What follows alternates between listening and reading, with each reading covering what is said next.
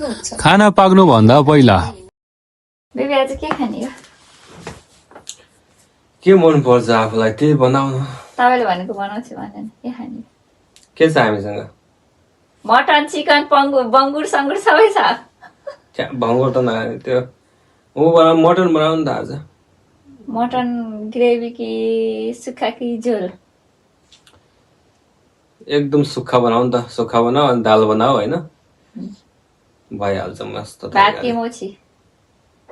दाल त भातसँग बनाऊ न, भात खाऊ। ओके हाई वाकारी मस्त।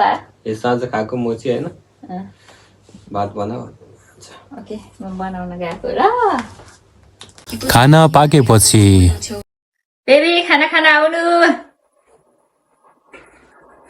खाना पाक्यो?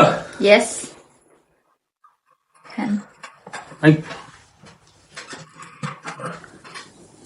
के हो त यो? अनि खायो भात खायो त? अनि सुक्खा बनाऊ खाने आज होइन, झोल हो झोल, झोल हो झोल।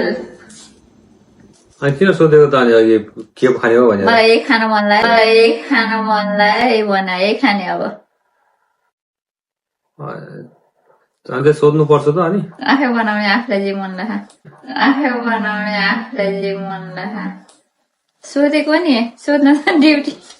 It's my duty, it's my duty. त्यही भएर अब यही खानु, मोची खानु, मोची मोचीसँग टक्क सुप होइन। कस्तो यस्तो गरेर यस्तो गरे